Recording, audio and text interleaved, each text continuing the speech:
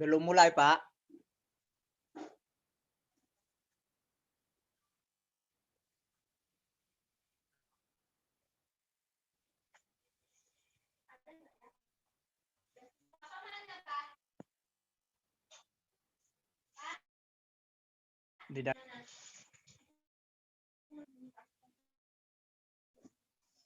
Shalom.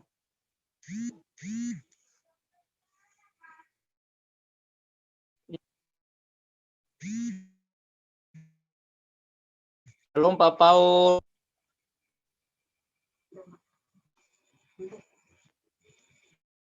Ini dia. Oh, taruh ke YouTube ya.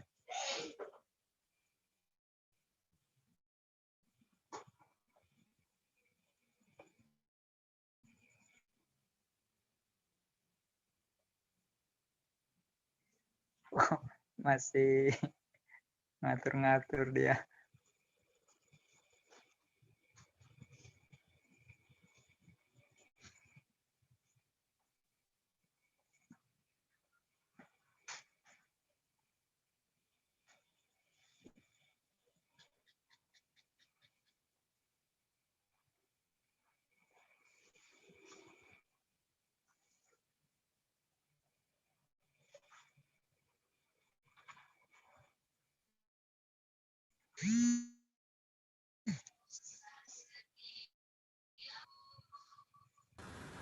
Haleluya.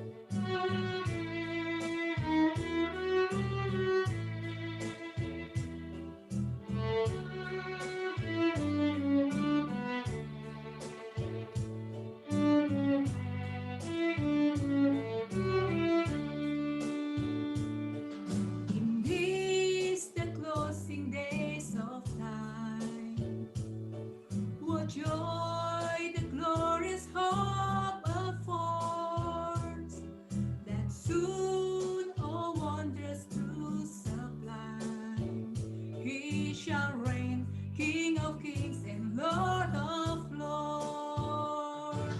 He's coming soon, He's coming soon.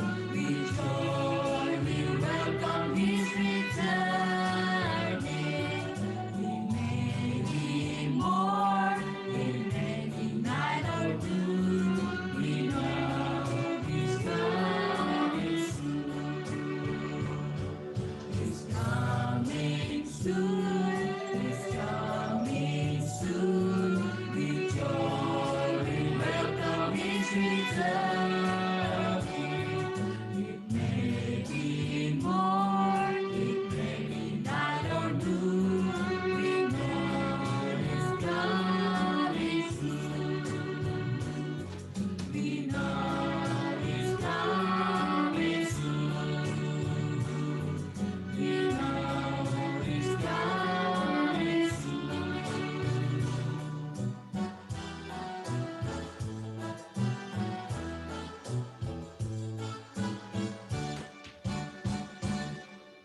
Aduh, jelek sekali.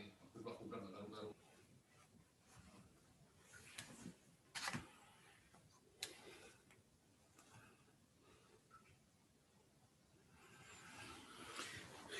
Shalom semuanya teman-teman di live YouTube dan live Zoom, Joseph Paul Zhang.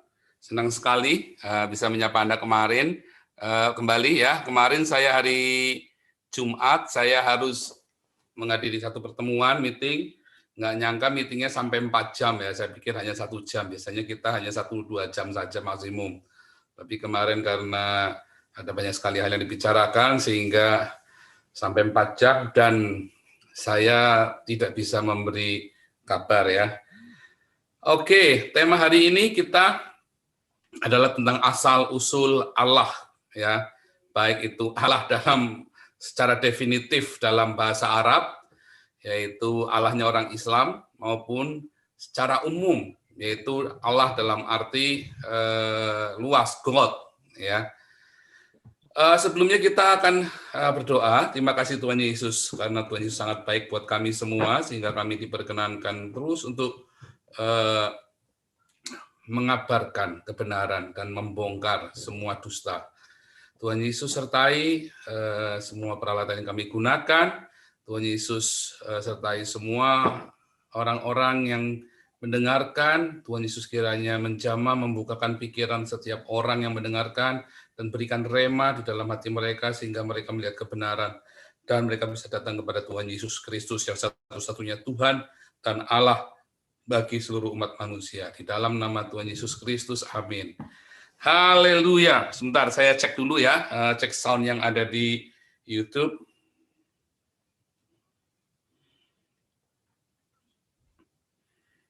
Tuhan dan Allah. Oke, mantap. Yang di YouTube sudah bagus. Seperti biasa, channel kita linknya 851-7772-4545. Ya, oke, saya masukkan ke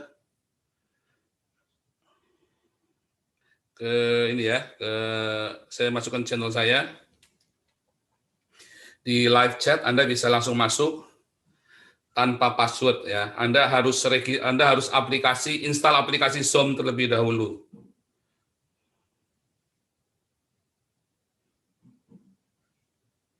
Anda harus install aplikasi Zoom terlebih dahulu, baru Anda bisa masuk ke dalam ininya ya, ke dalam Zoom saya untuk bisa berdiskusi bersama-sama. Ya, seperti Anda lihat di background layar saya, ya, tentang ini adalah buku saya, Khilafah Terakhir, yang legendaris, sold out sampai habis ya buku cetaknya, dan saya nggak bisa cetak lagi. Yang ada di Indonesia hanya bisa mendapatkan via e-booknya saja, PDF-nya saja ya. Anda bisa memesannya dengan mengirimkan email ke hagios.eu@gmail.com. Nah, di dalam buku ini nanti Anda juga bisa melihat ada toilet dot ya di dalamnya ya. Sebentar, saya tunjukkan ke Anda dulu ya.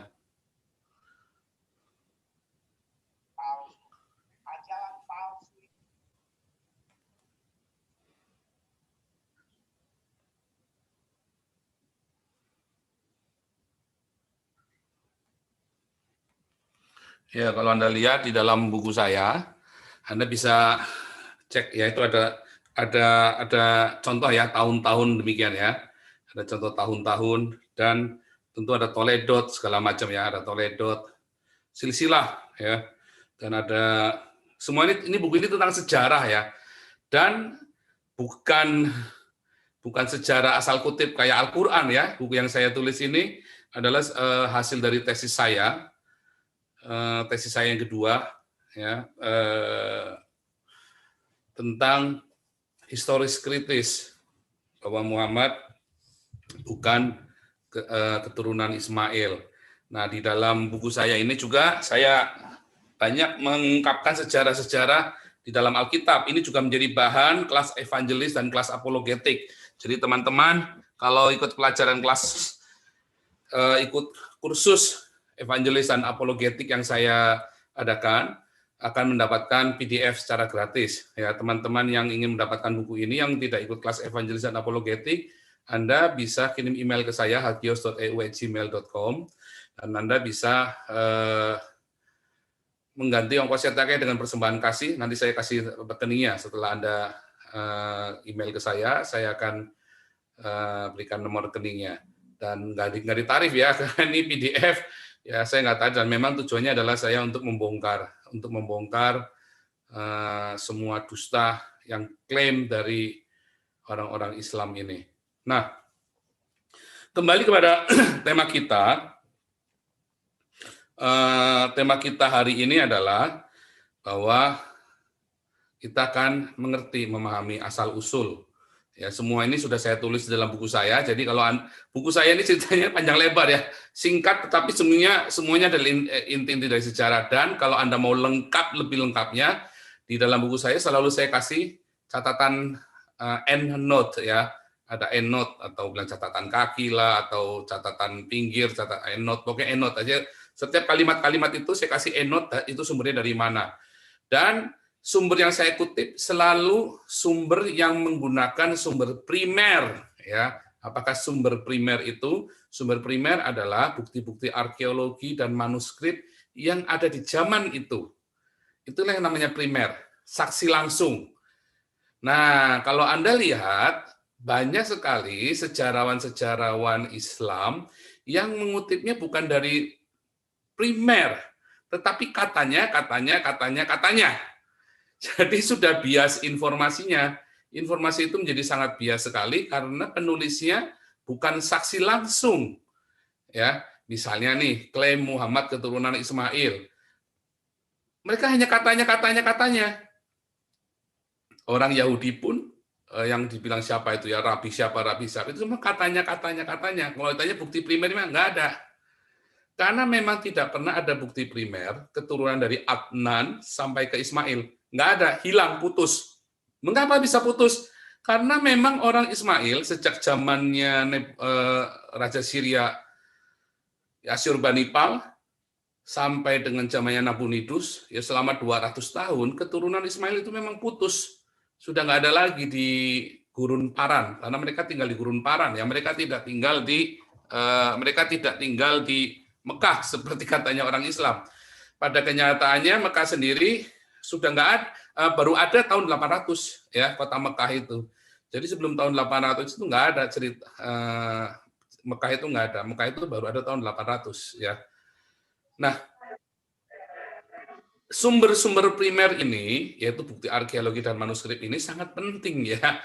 Itulah sebabnya orang Islam, Anda lihat, orang Islam itu sedikit sekali bukti-bukti arkeologisnya. Dan manuskrip maupun bukti arkeologis tuanya. Mengapa? Karena selalu dihancurkan oleh penguasa yang baru. Jadi setiap ganti khilafah, mereka pasti akan hancurkan. Setiap ganti khilafah, mereka akan hancurkan. Ya, ini bukan cuma kata saya ya. Itu ada satu orang NU, namanya Cak Nur kalau nggak salah itu ya, yang rambutnya gondrong yang itu ya, yang kalau ngomong kayak Gus Dur lucu begitu ya dia ya. namanya. Ah. Nah, Informasi si oke, yang lain saya mute dulu ya. Nanti kalau mau ngomong langsung ngomong boleh tapi raise hand dulu ya, nggak boleh langsung potong ya. Karena nanti apa namanya kacau. Dan teman-teman kalau lagi ngomong nggak boleh dipotong. Kalau lagi tanya, jangan kayak orang Islam kemarin ya, biadab ya. Orang lagi ngomong, potong, orang nanya, saya lagi ngomong, dipotong lagi. Alasannya karena nggak ada buktinya. Padahal saya lagi mau kasih buktinya. Dan manuskrip. Nah, yang lain saya mute dulu ya. Nah, Anda boleh angkat tangan kalau mau bicara. Sengaja nggak saya mute secara total. Kalau mute total Anda nggak bisa buka ini ya, supaya Anda juga bisa bicara juga. Nanti boleh diizinkan untuk bicara. Nah, cuman aturannya kalau satu lagi bicara, maka jangan dipotong supaya jelas yang diomongkan apa. Dan kalau lagi ngomong pun dibatasi waktunya, jangan ngomong terus. Misalnya yang lagi bertanya atau lagi bicara gitu ya, karena yang lain kan juga mau tanya juga atau mau menanggapi. Nah, kalau Anda bertanya tapi tidak mau dijawab, Anda tidak mau ditanya, maksudnya Anda tanya terus, tapi ketika dibalik tanya Anda nggak mau, jangan ya. Kalau Anda sedang membantah, kalau Anda membantah tesis saya pun, Anda harus menunjukkan bukti-buktinya. Ya, bukan cuma bantah ngawur, nggak cuma begitu. Wah, kalau begitu Anda sama saja dengan orang bodoh. Ya, orang yang mau membantah tesis saya harus membantahnya juga dengan sebuah bukti, dengan buat teks ya, bukan teks-teks yang tanpa sumber primer juga, karena yang saya ajukan adalah sumber-sumber primer nanti ya. Seperti saya katakan bahwa Muhammad bukan keturunan Ismail dulu ya.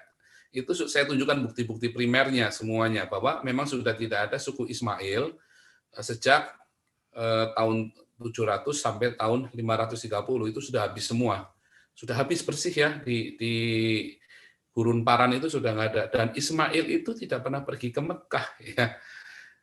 Kemarin sudah saya jelaskan, di Muhammad bukan keturunan Ismail, bukan keturunan Abraham, bahwa nggak mungkin Hagar itu ya diusir dari Beersheba, pergi sampai ke Mekah dan baru mati mau sekarat kehausannya itu di Mekah ketemu Zam-Zam, itu nggak mungkin karena jaraknya itu hampir 2000 km ya.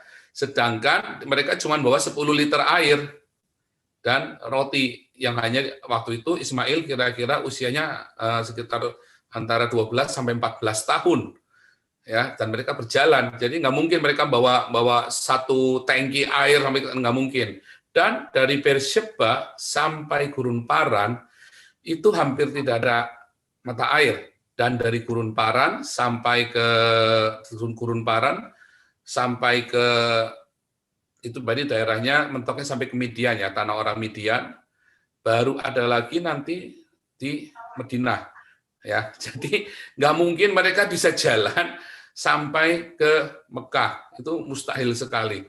Nah, kalau Anda mau membantah itu, Anda harus dengan bukti yang rasional atau dengan ditunjukkan ada buktinya, misalnya ada mujizat misalnya kan, bahwa mereka di tengah jalan dari Beersheba mereka naik sapu terbang atau naik permadani terbang ya, seperti orang-orang misalnya begitu ya, itu bisa masuk akal. Artinya masuk akal karena ada permadani terbang, ada mujizat di tengah jalan, tapi pada kenyataannya kan nggak ada. Mujizat itu terjadi sekali di padang gurun Beersheba ketika Hagar mau mati dan ketemu dengan malaikat, dan kemudian mereka pergi ke gurun Paran dan berhenti di situ. Dan kemudian Alkitab dengan jelas menuliskan Hagar pergi ke Mesir mengambil istri ya buat Ismail. Jadi berhenti di situ. Jadi Ismail tidak menikah dengan orang Arab, tapi Ismail menikah dengan orang Mesir, sama seperti dengan sukunya Hagar. Hagar sendiri adalah orang Mesir. Ini ada Agung Nugroho, Raisen, atau mau menyampaikan sesuatu, boleh silakan. Iya, terima kasih Pak Paul Jang, Ya, selamat boleh. malam Ya. dan kawan-kawan yang lain. Tadi barusan saya kan di debater Kristen militan itu Ya. saya bincang-bincang dengan Evarhan. Boleh nggak dia ikut bergabung di Zoom ini? Oh, Kira-kira. boleh kan, itu memang untuk umum, siapa saja boleh. Oke, Nah, karena iya. kebetulan tadi membahas tentang Muhammad gitu. Iya. Oke. Semua boleh di sini. Ya, ini untuk umum memang. Memang saya buka untuk umum. Silakan. Oke, makasih Pak Fauzan. Ya, yang penting jangan kejang-kejang aja di sini. Mana biasa kalau kejang-kejang. Iya, Ya, oke. Sebentar.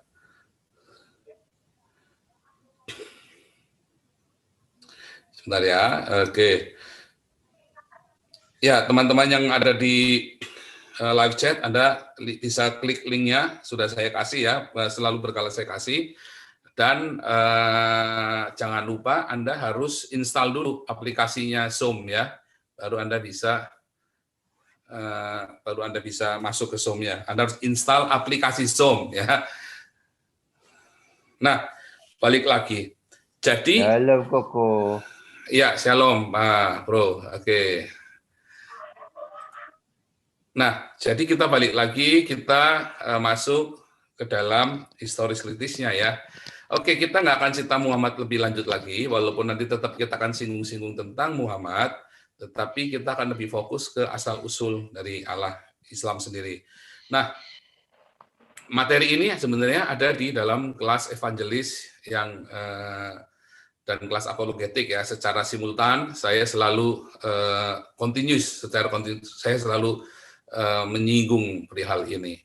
Dan semua ini sudah saya tulis di dalam buku saya Khilafah Terakhir.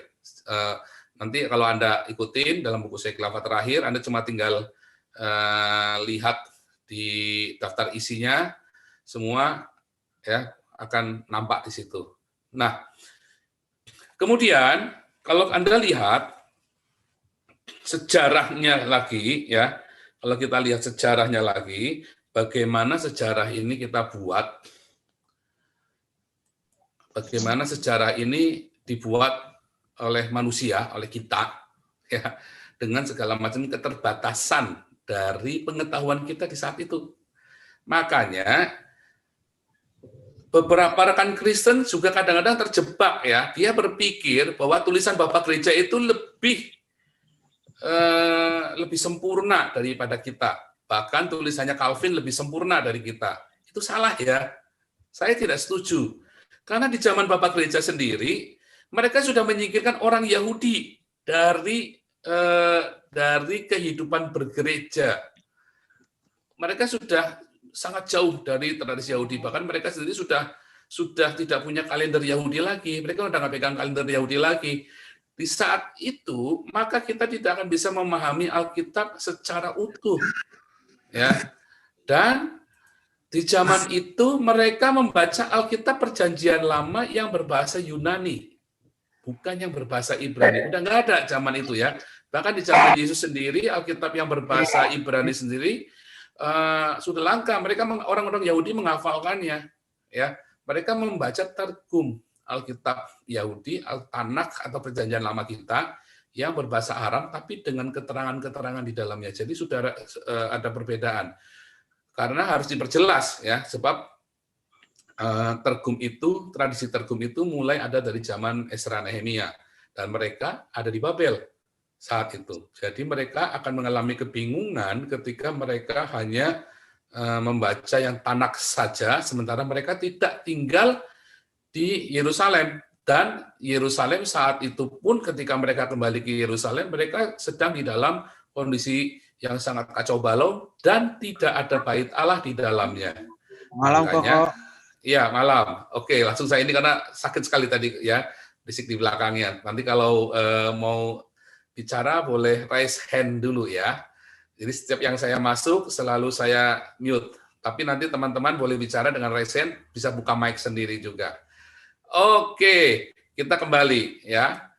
Nah, jadi kalau ada teman-teman yang mengklaim Yesus mengajar dalam bahasa Ibrani pun salah ya, karena Yesus mengajar dalam bahasa Yunani.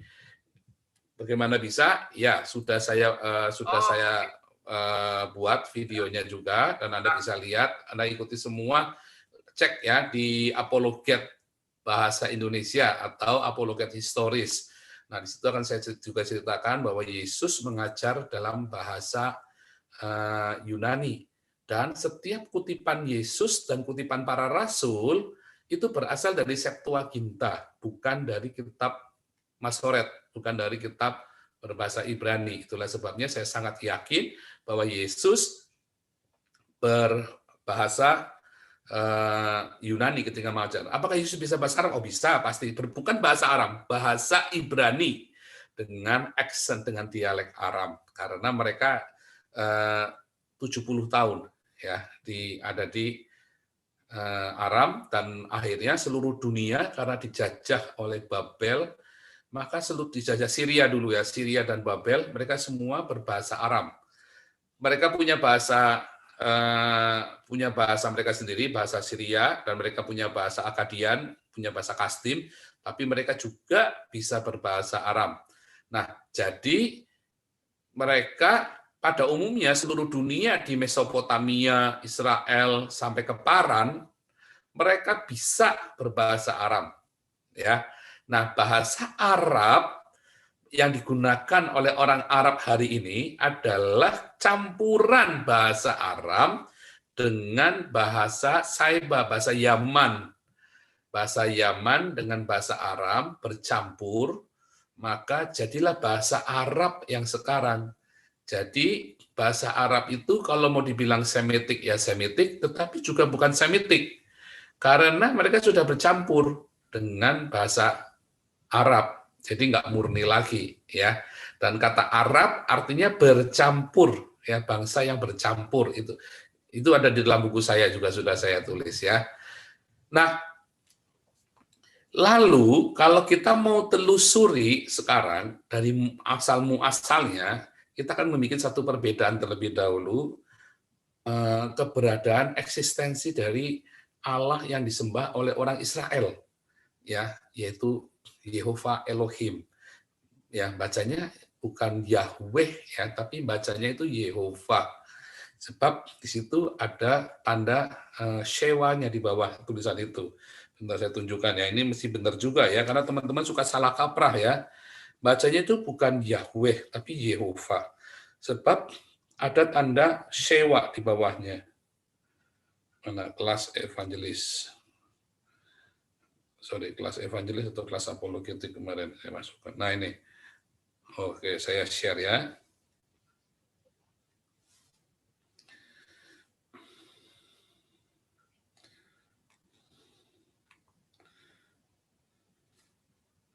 Kalau Anda lihat, ini dia dalam Ulangan 6 ayat 4 ya, itu di bawah tanda yod, itu di bawah tanda yod ini,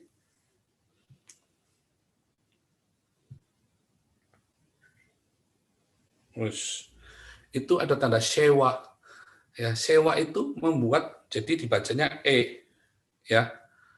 Terus di atasnya He ini ada tanda kolamnya dibacanya O.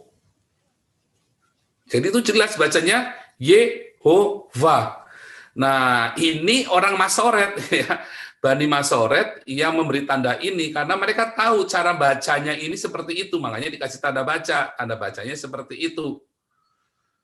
Nah, kalau ini tidak ada tanda bacanya, maka huruf waw, ya huruf waw setelah ini, setelah huruf he, ini akan membuat huruf he ini juga dibaca ho, bukan he, bukan ha. Huruf waw ini, huruf waw, huruf yod, ya, huruf waw dan huruf ayin, ini digunakan untuk vokalisasi. Untuk membuat vokalisasinya dia, a, i, u, e, o-nya dia itu dipakai dengan huruf waw, huruf ayin, huruf dan yod. Makanya jadi a, i, u, e, o, bisa ketemu a, i, u, e, o-nya. Nah, kalau huruf ini yod di belakangnya huruf konsonan yang lain, maka jadi i. Tapi kalau ini huruf waw, kalau misalnya ini yang dipakai adalah huruf yodnya ini di belakangnya he, maka he-nya dibaca hi. Kalau waw-nya di belakang he, maka he-nya dibaca ho. Gitu ya. Maka ini karena ada sewanya, balik lagi. Ini ada sewa di sini, ada kolam di sini, maka bacanya ini adalah Yehova. Lalu mengapa haleluya? Ya, karena semua Y yang di belakang akan menjadi Elia, haleluya. Contoh begitu ya. Tapi kalau di depan akan dibaca Yehova, Yehosua. ya seperti itu. Ya itu contohnya seperti itu. Makanya ini dibacanya Yehova. Kalau Anda lihat di dalam Alkitab bahasa Jerman, Alkitab pertama kali itu diterjemahkan ke segala bahasa di dunia oleh Martin Luther di Jerman ya. Kalau Anda lihat di dalam bahasa Jerman, Alkitab ini ya, contohnya ini ya. Anda buka di dalam Ulangan 6 ayat 4. Ya, maka di situ tulisannya Yehova, bukan Yahweh. Yang betul itu Yehova. Nah, dari mana kata Yahweh? Yahweh itu ditulis beberapa abad, 3 abad ya oleh seorang teolog Jerman juga. Nah, dia itu mentransliterasikan. Jadi misalnya nih kata mentransliterasi itu begini. Misalnya nih, kita kan orang nama sebenarnya kan ini ya di dalam Yesus gitu kan. Terus kita mentransliterasikan dalam bahasa Indonesia bagaimana? Dalam bahasa Inggris. Jesus ditulis. Tetapi kalau orang Jerman nggak akan bilang Jesus, dia akan bilangnya ini bacanya adalah Yesus bacanya, walaupun tulisannya Jesus. Tapi dia akan bacanya Y, huruf Yod, ini jadi Y. Nah orang Indonesia baca Yesus ini akan nulisnya Yesus. Nah itu mentransliterasikan. Anda harus bisa membedakan ya antara nama proper name ya dengan transliterasinya. Nah sama misalnya dengan tulisan Allah tadi ya. Kata Allah, ini yang seringkali menjadi orang-orang bodoh ya, orang-orang Islam ini. Oh ini di seluruh dunia namanya Allah. Iya, tapi kalau kamu pergi ke Sunda akan jadi Allah. Transliterasinya seperti itu dan ditulis akan Allah. Transliterasi ya. Transliterasi bukan terasi itu ya. Anda. Nah, kalau Anda pergi ke daerah Pantura akan bilangnya Allah. Mereka akan bilangnya Allah dan ditulis transliterasinya Allah. Kalau mereka BBM sama saya dulu ya, zaman dulu kalau SMS sama saya, bilang insya Allah itu ya insya Allah, tulisannya begitu. Orang-orang desa nulisannya insya Allah. Kalau dia nulis gitu ya, misalnya SMS-an sama saya dulu kan, belum ada ini kan, dia akan tulisnya insya Allah. Allah begini, nulisnya transliterasinya dia begitu.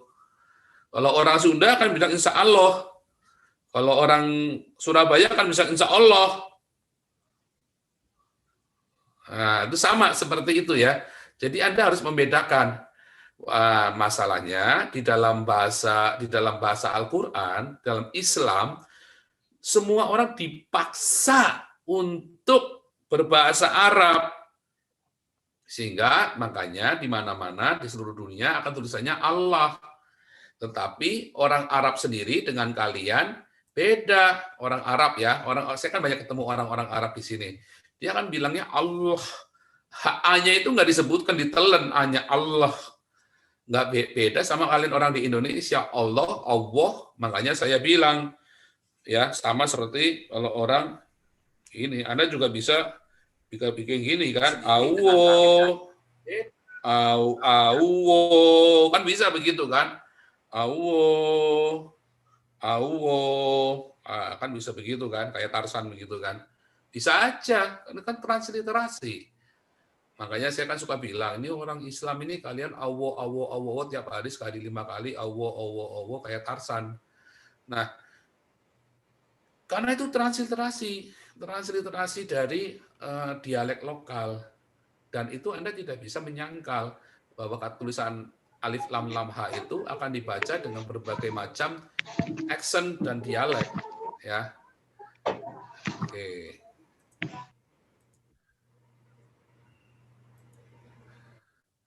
Oke, saya mute semua dulu ya. Itu Joshua kok tuh. Iya, saya mute ya. Nanti kalau mau bicara boleh raise hand. Saya mute. supaya saya nggak sakit kupingnya karena saya pakai headset. Ini kenapa Yosua tidak bisa di-mute? Bisa nggak di-mute sendiri? Sebab sakit sekali loh kalau pas lagi di belakang rame itu. Ya, ya, oke. Itulah transliterasi ya. Anda harus memahami hal-hal seperti ini. Kalau Anda gagal memahaminya seperti ini, Anda nggak akan pintar. Saya jamin. Anda tidak akan cerdas kalau Anda tidak bisa mengerti hal-hal linguistik seperti ini. Dan masalahnya di dalam Islam itu saya nggak ngerti kenapa orang Islam nggak diajari seperti ini. Bahkan Menahem Ali yang katanya jago linguistik sendiri nggak ngerti fakta-fakta seperti ini. Ya, mengapa ya? Karena memang niatnya memang membohongin, mau menghalalkan segala cara untuk berdakwah. Kalau saya enggak, kalau ada orang Kristen nggak benar, saya akan bilang nggak benar, langsung terang-terangan. Saya nggak akan pakai teteh aling-aling, supaya orang Kristen juga cerdas, jangan jadi kadrun. Karena iman kita harus didasari dari menguji segala sesuatu, gitu ya. Oke, supaya kita jangan terlalu panjang di transliterasi. Jadi supaya Anda tahu dari manakah kata Yehova ini, dari manakah asalnya Allah Israel ini, Yehova Elohim ini. Yehova Elohim ini dari zaman ke zaman, Yehova Elohim ini kan selalu datang kepada umatnya, ya, dan selalu memperkenalkan dirinya sebagai Yehova, ya, sebagai Yehova Elohim kepada dari zaman Adam sampai ke zaman Maleaki. Makanya disebut itulah namaku turun temurun, gitu ya. Disebut turun temurun nama itu, kata Yehova itu. Nah, kepada Abraham, memang kalau di dalam lihat di dalam Ulangan 6 ini, kepada Abraham itu dibilang akulah El Shaddai, begitu ya. Dibilang akulah El Shaddai. Dulu saya berpikir memang Abraham mengertinya El Shaddai. Tetapi sebenarnya yang dimaksud adalah memperkenalkan diri sebagai El Shaddai. Begitu ya. Walaupun namanya tetap Yehova. Namanya tetap Yehova. Tetapi memperkenalkan diri sebagai El Shaddai. Nah, berkali-kali selalu mereka datang, dan terutama mulai di zaman Musa, maka seluruh orang Yahudi, orang Israel, tahu namanya adalah Yehova dan tidak boleh disebutkan dengan mulut mereka. Karena di zaman itu masih zaman barbar, orang nggak makan sekolah, orang masih belum banyak mengetahui berpendidikan, sehingga nama itu harus hati-hati disebutkan supaya jangan menjadi cemoohan, ya, jangan buat menjadi bercandaan. Karena zaman itu orang bunuh itu biasa. Nah, orang bunuh biasa, apalagi itu masalah-masalah perkara-perkara moral. Nah, jadi hal-hal ini sangat ketat sekali di zaman Perjanjian Lama. Beda dengan di zaman Perjanjian Baru. Ya, nanti kita lihat bedanya. Nah, kemudian di zaman Perjanjian Baru, maka kata Yehova ini disematkan ke dalam nama Yesus. Sebab kata Yesus ini artinya Yehova, Yasya, Yehova menyelamatkan. Makanya disebut beri dia nama Yesus, karena ialah yang akan menyelamatkan umatnya. Artinya Yehova Yasya adalah Allah Yehova Elohim yang menyelamatkan umatnya. Itulah sebabnya hari ini kita tahunya namanya Yesus orang Kristen, walaupun orang Yudaisme tidak mengakui. Ya, itu adalah perkara yang berbeda. Nanti kita akan ke sana juga. Jadi kalau hari ini kita orang Kristen menyebut nama Yesus, yang artinya Yehova Yasya, ini berasal dari kata Yehoshua, ya, sama ya. Kata Y di depan, bukan Yahoshua ya, tapi Yehosua, gitu ya. Jadi kata Yehova Yasya memang artinya menjadi Yehosua.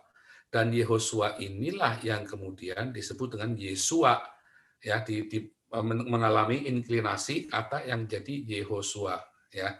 Kata Yehosua inilah yang menjadi Yesua, begitu ya. Kata Yesua, sehingga kalau bilang Yesua, orang udah tahu itu maksudnya adalah Yehosua. Semua orang Yahudi tidak akan menyangkal itu, baik orang Yudaism sekalipun. Kata Yesua, mereka tahu bahwa itu artinya Yehova Yahya, ya. Nah, lalu mengapa Yehova Yahya ini yang jadi Yehosua kemudian jadi Yesus? Mengapa bisa jadi Yesus? Nah, kita lihat ya. Mengapa kata Yehosua ini bisa jadi Yesus? Karena kan Yehosua, ya. Ini memang kalau ditanya mengapa bisa begitu, ya sudah dari sononya. Orang Yahudi sudah tahu ini kata Yehosua artinya Yehova Yahya. Jangan ditanya lagi, tanyalah sama orang Yahudi mengapa demikian, ya. Nah, Yehosua ini nanti jadi mengalami inklinasi kata yang namanya Yesua, ya. Kata hu-nya tidak perlu disebutkan lagi. Begitu orang tahu Yesua, maka dia tahu artinya Yehova Yahya, yaitu Yehova menyelamatkan. Lalu mengapa bisa menjadi Yesus? Nah, pertanyaan kan seperti itu. Mengapa bisa menjadi Yesus? Sebenarnya ini sudah pernah saya jelaskan berkali-kali, tapi tetap harus dijelaskan lagi ya, karena kita ceritanya kata Yesua, ya, sebenarnya berasal dari Yesu, ya, dalam bahasa Yunani. Dalam transliterasinya, dia tidak akan menggunakan kata A di belakangnya, karena ini berbahasa Yunani, ya. Mengapa kalau dalam musim nggak boleh A? Sebab kata yang belakangnya huruf A ini khusus buat orang perempuan, misalnya Maria. Maka ketika dia seorang laki-laki, dia harus kata Yesus, ya, kasih S di belakangnya. Sehingga kalau Maria ini adalah perempuan, kalau dia laki-laki, dia akan jadi Marius. Itu gramatikal bahasa Yunani. Ya, kok bisa begitu? Itu kan nama nggak boleh dirubah-rubah. Ya, itu kamu tanya sama orang Yunani, jangan tanya sama saya. Karena itulah aturan gramatikal dalam bahasa. Misalnya nama saya Paul. Aslinya kan Paul. Tetapi begitu dia perempuan, dia akan kasih nama Paula. Begitu dia laki-laki, dia akan nama Paulus. Tapi kata dasarnya dari Paul. Gitu ya. Begitu dia perempuan, kasih nama Paula. Kalau laki-laki, dia akan nama Paulus. Nah, kalau dia punya nama misalnya Petrus. Kalau dia laki-laki, perempuan, dia akan nama Petra. Kalau laki-laki, dia akan nama Petrus. Gitu ya. Itu aturan gramatikal. Kalau Teddy? Kalau Teddy kan dari Theodorus kan. Teddy itu kan nama singkatan dari Theodorus. Ya kan? Ya, kalau ceweknya? Jadi Theodora. Oh. Benar, ya kan? Iya, teman saya banyak dulu namanya Theodora. Theodora dulu. Kalau laki-laki dia kan jadi Theodorus. Nah, singkatannya jadi Teddy. Diringkas jadi Teddy, begitu. Ya, tapi itu kata asalnya dari Theodorus, kata Teddy itu. Begitu ya. Itu aturannya begitu. Jadi kalau tanya mengapa, ya jangan tanya mengapa. Kalau bahasa itu jangan tanya mengapa. Sama seperti Anda tanya mengapa pisang itu bengkok, jangan ditanya. Udah dari sononya begitu. Begitu ya. Saya pikir sih sebagai sebuah identity profit ya, privacy identity itu tidak termaktub dalam kaidah linguistik seperti itu. Terminologi dalam nama identity privacy itu tidak ada namanya termaktub dalam terminologi linguistik seperti itu, perubahan seperti itu.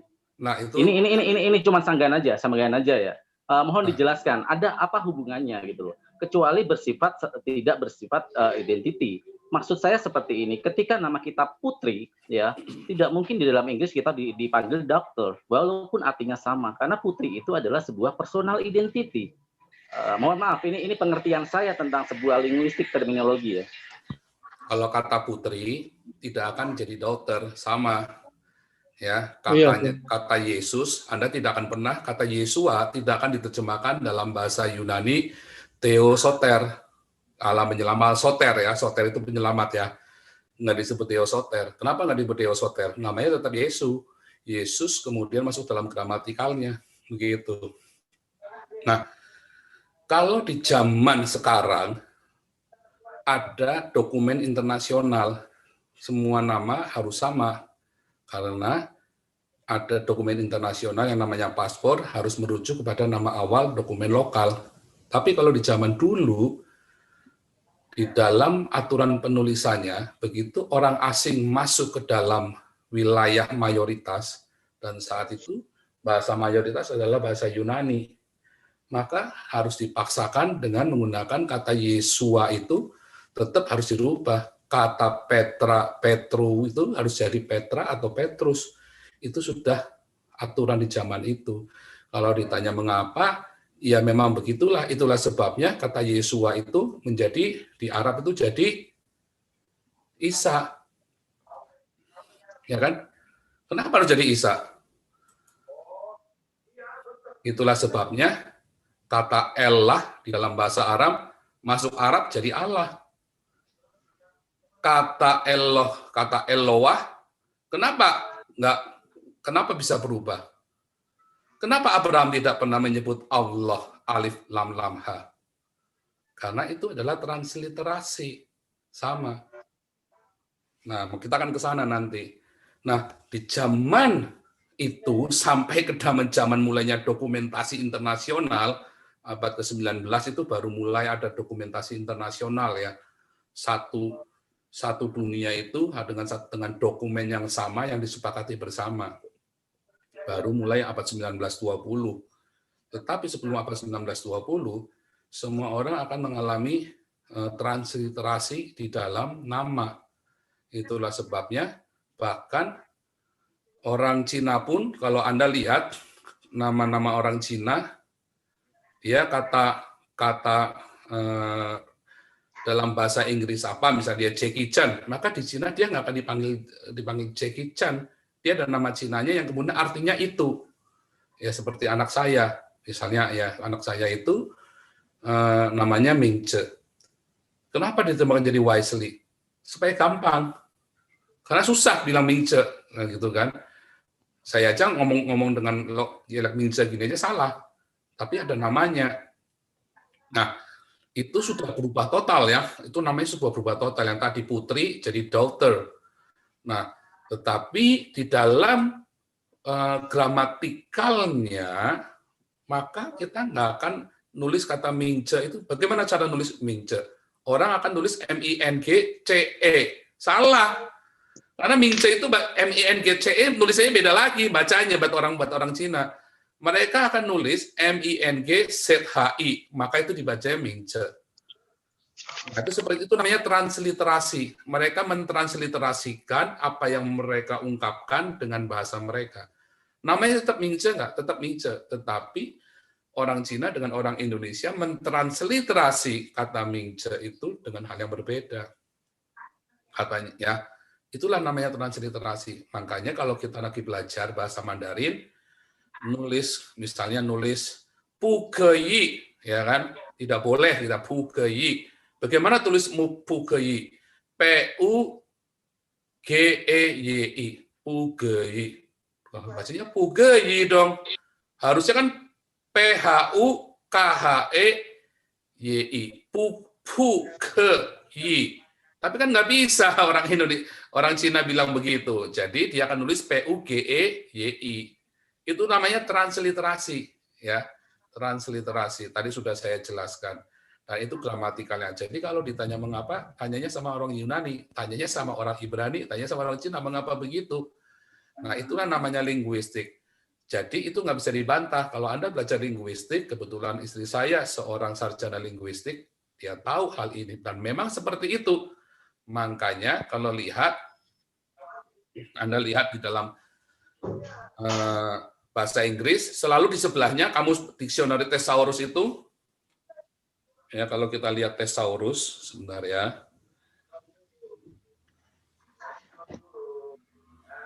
Nah, kita lihat Thesaurus ya. Thesaurus, Di dalam tesaurus, Anda akan melihat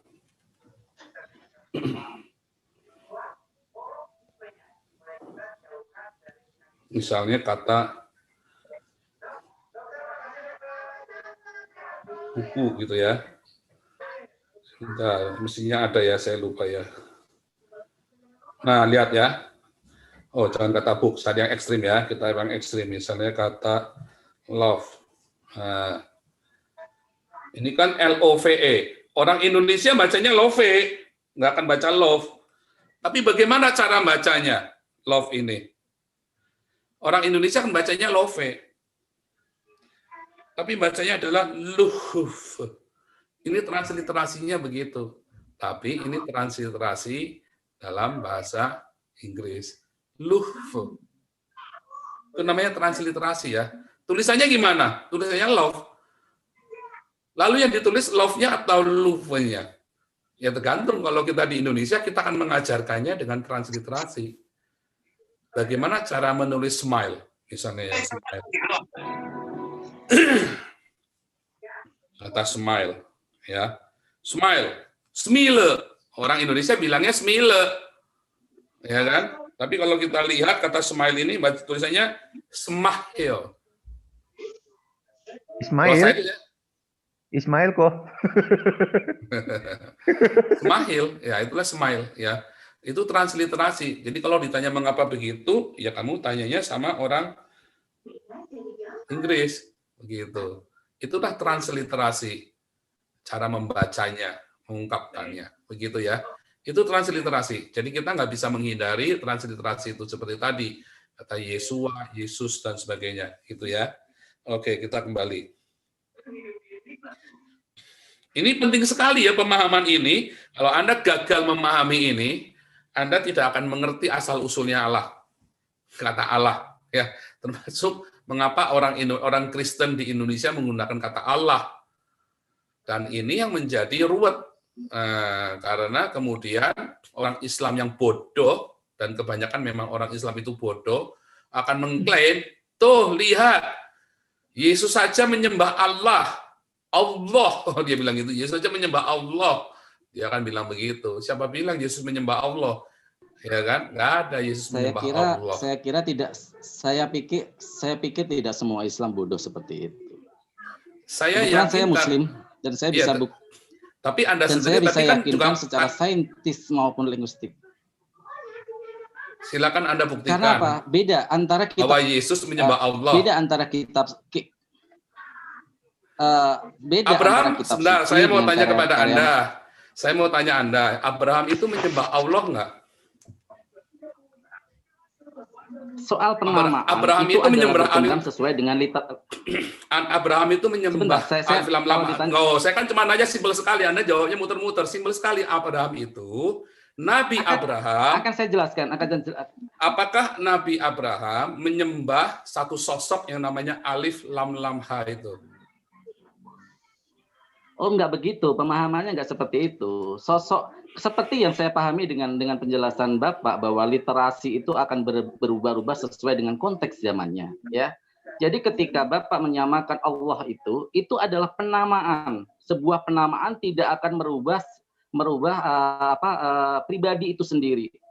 Jadi ketika Bapak menanyakan bahwa Ibrahim apakah menyembah Allah, saya katakan dengan yakin Allah pasti saat itu pasti sudah eksis.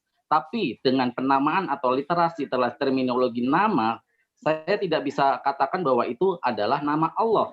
Seperti Elohim, YHWH, ataupun kita menyebut Adonai orang Yahudi, belum tentu mereka apakah mungkin itu sosok yang berbeda. Tidak, itu adalah sosok yang sama, tapi penamaannya. Karena di ayat Bapak sendiri pun mengatakan, di Alkitab sendiri mengatakan bahwa penamaan itu di Yahudi itu tidak berani untuk menyebut secara langsung. Ini konteksnya sesuai pemaparan Bapak tadi, ya.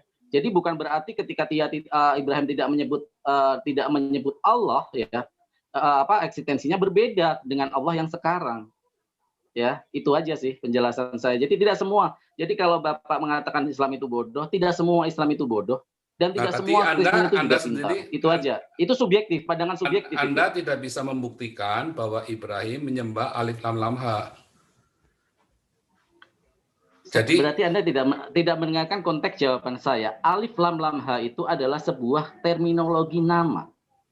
Nama saya menggunakan konteks analogi Bapak sendiri loh. Logika Bapak sendiri bahwa terminologi literasi akan berbeda sesuai dengan zamannya. Saya menggunakan konteks yang Bapak pahami sendiri loh. Alif lam lam ha atau Allah ya.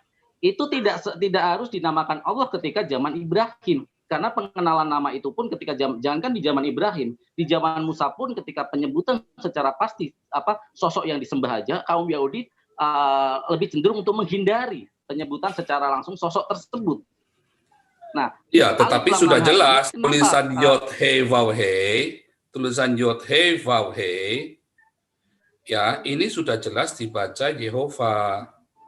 Mengapa dibaca Yehova? Karena ada Vav di belakang Ho. Maka ini bacanya Y, dan ini akan dibacanya Ho, dan ini Yehova. Seandainya ada Yahudi yang masuk mungkin lebih fair, karena pemahaman saya pernah juga diskusi sama Yahudi, mereka sendiri pun tidak bisa memastikan. Mereka sendiri tidak bisa memastikan membacanya. Saya nggak tahu Yahudi ya. mana yang kamu ajak ngomong, tapi saya di Eropa ini saya sebulan sekali pergi ke sinagog, jadi saya tahu persis. Gitu Yahudi ya. KW kok, Yahudi KW. Iya, saya di Eropa ini bergaul dengan orang Yahudi sebulan sekali saya pergi ke sinagog. Tidak seperti itu. Jadi saya nggak tahu Yahudi mana yang Anda maksud. Sebutkan nama Ya, jadi nama rabinya. Nama rabinya saya apa? jangan jual-jual orang siapa lah ya. Coba nanya Janganlah. rabi siapa yang bilang saya itu? banyak ketemu orang Yahudi. Oh, saya di sini tiap hari ketemu orang Yahudi. Saya sebulan sekali pergi ke sinagog. Enggak kok, itu nanya kok. Gitu, Nama rabinya kok. Biar kita cari nanti rabinya. Jangan Nah, oke. Kalau nggak tahu nama rabi berarti palsu. Intinya nggak bisa membuktikan lah, jangan. Percaya saya menyela karena ada tendensi di sini adalah pengeneralisir tentang kata bodoh itu. Jadi tidak semua juga. Mungkin kalau Bapak menggunakan kata ada beberapa mungkin kita bisa terima. Tapi kalau mengeneralisir seperti itu ya. Ya semua orang yang debat sama saya termasuk kamu bodoh. Termasuk kamu kan tadi saya tanya juga kamu nggak bisa buktikan. Cuman belum tentu. Bapak mungkin juga bisa dikategorikan bodoh ketika masuk ke lingkungan kami karena Bapak juga nggak memahami apa yang kita pahami. Jadi jangan menjustifikasi seperti itu, apalagi mengeneralisir semua orang gitu loh. Iya, tapi ya, itu aja sih yang perlu saya tanya. Muhammad narasi bodoh-bodoh kayak begitulah Pak. Boleh kasih opini. Saya cuma menggunakan, apalagi Bapak sebagai pendeta mungkin memakai narasi-narasi yang lebih sopan mungkin akan bisa lebih diterima. Karena dalam debat agama itu yang ditentukan adalah nilai-nilai kebenaran yang bisa kita pahami.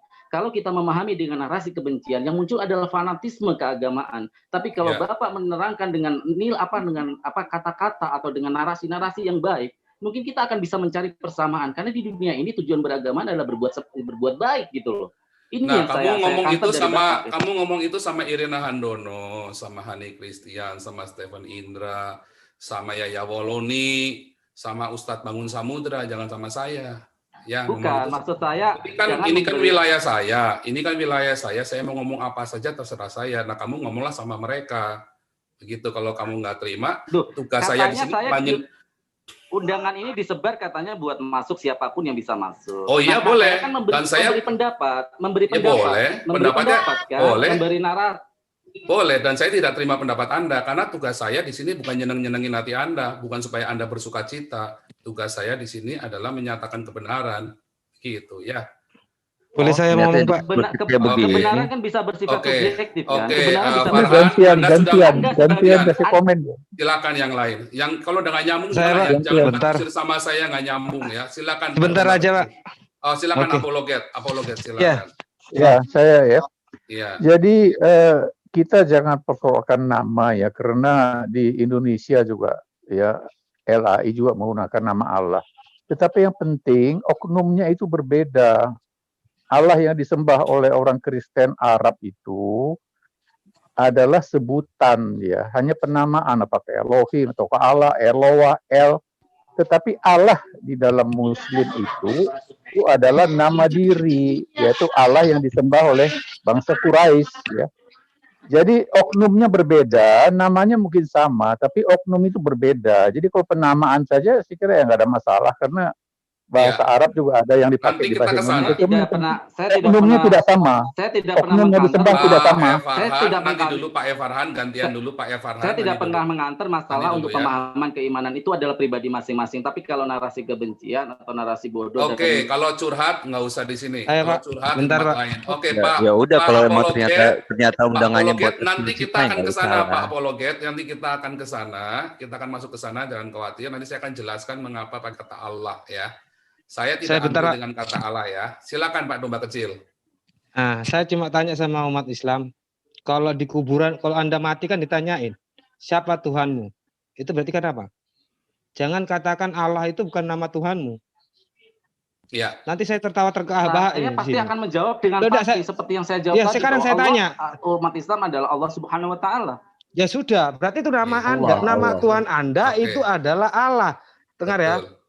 Sekarang makanya apa? Kenapa Pak Paul Sang tanya, siapakah nama Tuhannya Abraham? Apakah Allah? Ya. Loh, Enggak, jangan Ini berarti Anda jangan nggak dipelintir tuh. Anda nggak memahami jawaban saya, nggak memahami. Sekarang enggak. Bahkan Logikanya gini. Tunggu. Bahkan ketika Abraham Iya. menyembah itu nggak Oke, Pak Elfarhan, saya Interupsi. mute dulu sebentar ya. Interupsi. Kalau ngomong satu-satu Interupsi, Pak. ya. Ya. Ngomong Iya, interupsi, satu-satu, saya kasih waktu 3 menit setiap orang buat ngomong ya. Tapi kalau ngomongnya sudah curhat, saya mute karena saya nggak terima curhat di sini. Saya bukan psikiatrik, saya bukan dokter cinta. Jadi kalau Anda mau curhat, Anda sakit hati sama saya, jangan curhat di sini ya. Ya, saya di sini tugas saya bukan nyenengin hati Anda. Saya di sini tugasnya adalah menyatakan kebenaran. Anda kalau nggak terima nggak apa-apa. Anda tetap di sini nggak akan saya remove. Tapi kalau Anda Tetap, bilang Pak. terus, Anda nggak boleh di sini ngomong satu-satu. Nanti Pak Evarhan boleh raise hand lagi. Kamu kan, nah itu kamu bilang kamu nggak bodoh, kamu nggak biadab, tapi kamu orang ngomong di sela terus. Nah itu membuktikan itulah kamu orang Islam. Ya, kalau mau bicara, saya sudah bilang mau bicara raise hand dulu. Anda tahu nggak raise hand? Angkat tangan dulu, baru boleh ngomong. Nanti saya izinkan satu-satu ngomong. Ya, silakan Pak Domba Kecil lanjutkan. Ya. Jadi umat Islam ini kalau masalah Tuhan pelincah-pelincing. Kalau dikatakan siapa orang Kristen kamu tanya, siapa nama Tuhanmu? Pasti jawabnya Yesus. Tidak ada yang lain, tidak ada Allah. Allah itu dari mana? Kalau kata orang Kristen Allah itu adalah Elo. Ilah. Tapi kalau ditanya orang Islam, siapa nama Tuhanmu? Allah. Selesai. Jangan dipanjang-panjangin. Kan saya tanya, siapa nama Tuhanmu? Allah. Nah, sekarang siapa nama Tuhan Allah? Abraham, Tuhannya Abraham. Apakah Allah? Nah, itu dari saya. Sampai bapak-bapak Islam yang agama Islam berpikir, jawab dengan bijak, nggak usah panjang lebar. Iya. Nah, Oke, itu aja dari saya, Pak. ini Pak Agung Nugroho silakan. Iya, makasih Pak Paul. Jadi mungkin Mas Farhan itu masih terbawa ya ketika berdiskusi dengan saya di grup debater Kristen Militan. Jadi tadi saya bilang, Mas Farhan, wah mumpung nih di Zoom kan ada Pak Paul Jang undang. Barangkali nanti kita bisa berdiskusi di sana. Tapi mungkin Pak Farhan masih terbawa emosi kali ya. Jadi seolah ruang ini ruang debat, padahal belum masuk debat sebetulnya tadi itu kan. Ya, Pak Paul nggak jangan apa-apa. baru menjelaskan ya, baru Ya. awal penjelasan. Jadi langsung Mas Farhan tadi langsung menyela karena agak tersinggung dengan kata-kata bodoh. Jadi Iya. menurut saya dilupakan aja Pak Farhan, biar Pak Paul Jang itu menjelaskan dulu gitu loh. Nanti baru tanya jawab yang tadi diberi kesempatan setiap orang 3 menit. Ya, intinya Kira-kira begitu, Pak Farhan, jangan samakan ala SWT sama ala YHWH itu aja. Ya, ya itu oke. nanti aja. Oke, Ya, Pak Paul saya Jang dulu. Oke, nanti teman-teman mau ngomong raise hand dulu boleh ya. Kenapa nggak saya mute total? Karena Anda boleh buka mic Anda dan Anda bisa bicara ya. Tetapi raise hand dulu supaya ketika ngomong saya selesai kalimat baru tadi di awal sudah saya bilangin ya. Kalian semua mengapa saya katakan orang Islam ini bodoh dan bebal? Karena sudah dikasih tahu aturannya dari awal bolak-balik, masih tetap nekat. Nah, itu kalau nggak bebal dan bodoh, apa namanya? Dan itu hanya terjadi orang Islam. Herannya begitu saya. Ya, kalau nggak, sudah bilang, angkat tangan dulu, kan boleh kasih ngomong. Kan kalau ada ngomong, lagi menjelaskan, kasih dengar, biarkan orang itu bicara dulu, selesai, baru Anda kasih komentar. Jadi Anda belum selesai, saya mau ngomong apa aja Anda nggak ngerti, Anda kan bukan Tuhan yang tahu saya mau ngomong apa. Karena Anda otaknya sudah diisiin dengan dusta-dusta dari para kiai Anda. Saya belum selesai ngomong, Anda nggak tahu pengajaran saya sangat berbeda dengan banyak orang Kristen lainnya kan. Nah, narasi kebencian mulai Anda Oke, munculkan nah ini lagi biadab lagi nih. Saya belum selesai ngomong udah dipotong lagi nih. Ya, hal yang seperti ini yang Aja saya kamu sebut ngomong biadab. kayak begitu, Pak Ujang. Ya, oke. Ini seperti ini orang-orang biadab ini yang saya belum selesai ngomong dipotong ini ya. Oke, jadi biarkan saya selesai ngomong. Anda boleh angkat tangan, raise hand. Anda boleh bicara ya. Saya kasih waktu bicara, setiap bicara 3 menit boleh. Oke, saya lanjut ya. Itulah sebabnya ya, kata kita kembali lagi tadi linguistik ya. Jadi tidak heran maka ada kata Yesus di Indonesia, ada kata Yesu di Cina, ada kata Jesus di Inggris, ada kata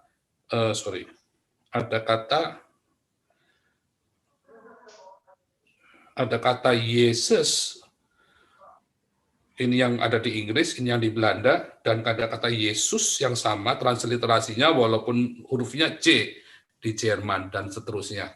Karena memang berbeda. Transliterasi, namanya transliterasi.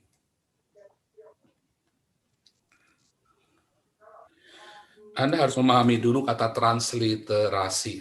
Ya, kalau Anda sudah ngerti arti transliterasi itu, nanti Anda akan mengerti. Nah, Alkitab yang diterjemahkan disesuaikan dengan aksen dan dialek yang ada di daerah tersebut. Tetapi kalau Anda ingin tahu yang aslinya, selalu ada di dalam bahasa aslinya, yaitu bahasa Yunani untuk Perjanjian Baru, bahasa Ibrani untuk Perjanjian Lama, dan bahasa Aram untuk khusus Daniel 2-7 dan Esra 4-7. Itu dalam bahasa Aram. Dan ketika Alkitab itu ditulis di dalam bahasa Yunani dan bahasa Aram, maka tidak akan menggunakan kata YHWH tadi. Tidak akan ada mencantumkan tetragrammaton YHWH.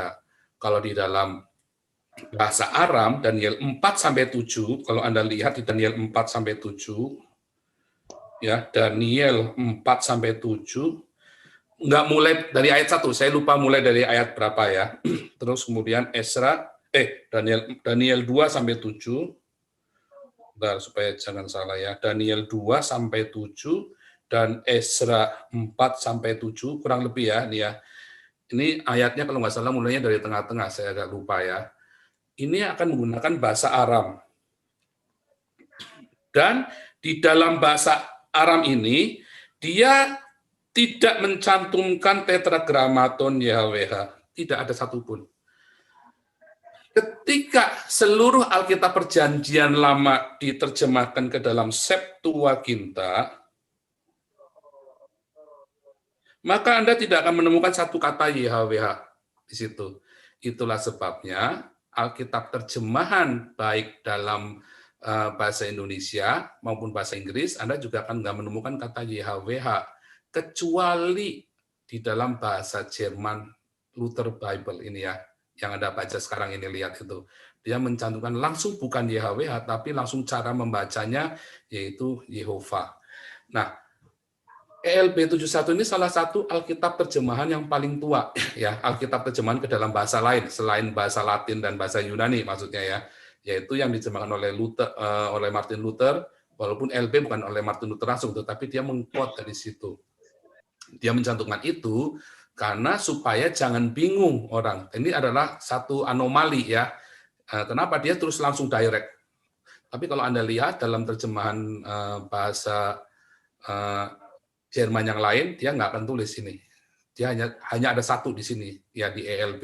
Ini bukan saksi Yehova ya, ELB ini bukan saksi Yehova nih. Zaman dia terjemahan ini belum ada saksi Yehova ya. Nah, jadi inilah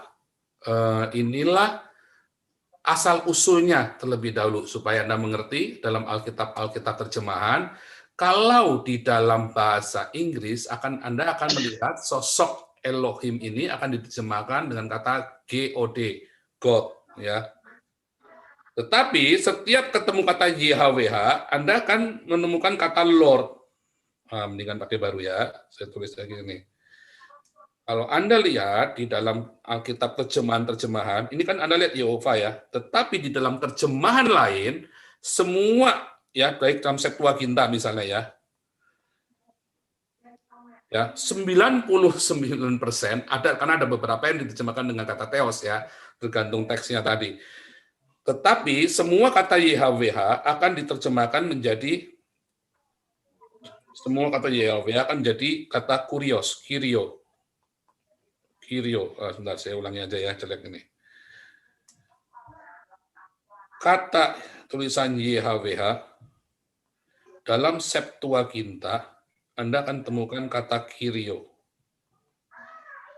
Di dalam bahasa Inggris, misalnya King James ya, Inggris, Anda akan temukan kata Lord. Di dalam bahasa Jerman, pada umumnya, selain ini LP71, Anda akan ketemukan kata Herr. Di dalam bahasa Indonesia, Anda akan temukan kata Tuhan, huruf besar semua, sorry.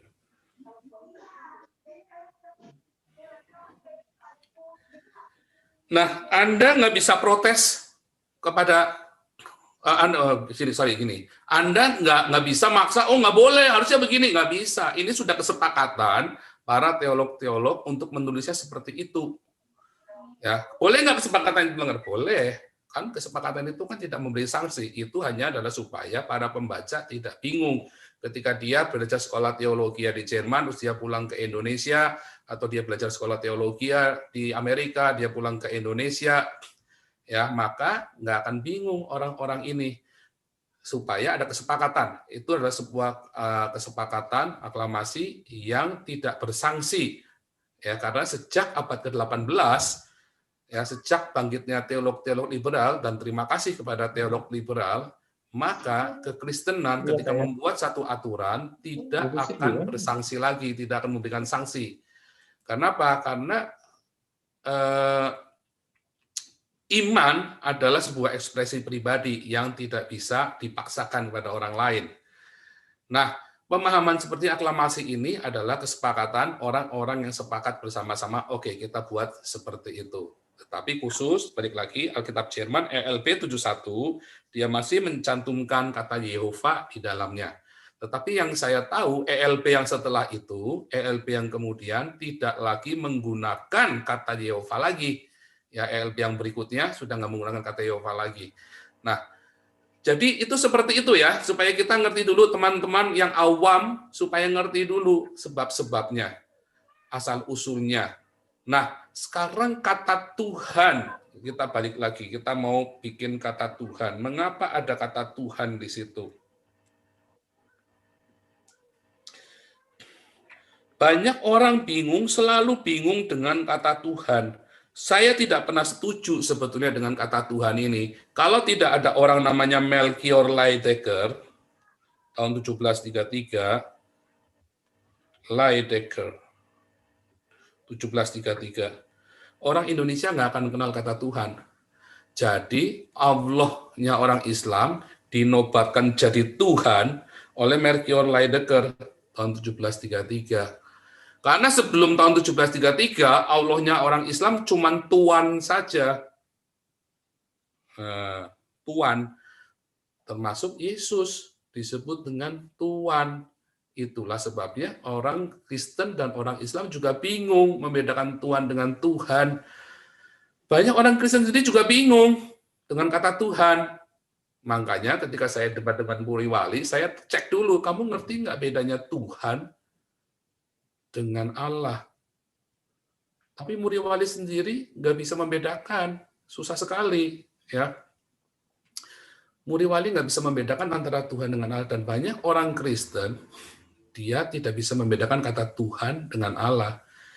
Makanya orang Kristen, kalau Anda lihat di gereja Indonesia, tidak ada orang Kristen bilang Allah Yesus, tapi selalu bilang Tuhan Yesus. Nggak ada bilang Allah Yesus, bilangnya Tuhan Yesus. Mengapa? Karena berasal dari kata Lord Jesus.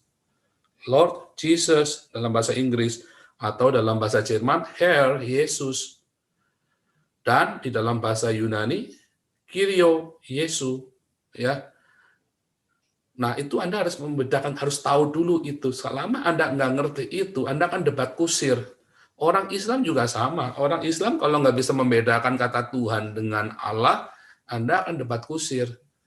Makanya tadi saya di depan sudah ngomong kasih tahu ya bahwa kata Allah itu bisa secara definitnya orang Islam, definit Islam, yaitu sebuah nama, proper name. Tapi juga secara umum, dia adalah sebuah title. Sebuah title yang umum. Karena kata Allah berasal dari kata Eloah, dan kemudian menjadi Elah, dan kemudian menjadi Allah. Itulah sebabnya tadi saya tanya orang Islam, Abraham itu menyembah alif lam lam ha apa enggak? Nah, enggak akan pernah. Kalau orang Islam mengatakan Allah ini adalah sebuah title, maka saya setuju bahwa Abraham menyembah Eloah dan Elah, yang bisa juga Allah. Karena Abraham percaya, dia bukan ateis. Dia percaya ada sesuatu yang lebih besar, yang invisible, yang dia sembah. Either itu sama atau tidak, itu nanti dulu. Kita nggak akan bahas sama apa enggaknya dulu. Kalau saya yakin sangat berbeda. Orang Muhammad bilang sama, tapi kalau saya bilang beda. Mengapa Muhammad bilang sama, saya bilang beda? Karena Muhammad berkata, Allahnya Abraham sama dengan Allahnya dia sama, sedangkan aturan-aturannya beda banget. Nah, sedangkan beda dengan yang Allah yang saya sembah. Ya, Allahnya Abraham ya, atau Eloah atau Elah ini dia punya aturan yang berbeda. Sehingga dengan aturan yang berbeda ini, apakah Allah ini begitu bodohnya Allah sehingga dia punya kitab suci yang berbeda? Ya. Salam. Assalamualaikum. Oke. Kalau tidak bersunat. Aturan di sini. Assalamualaikum.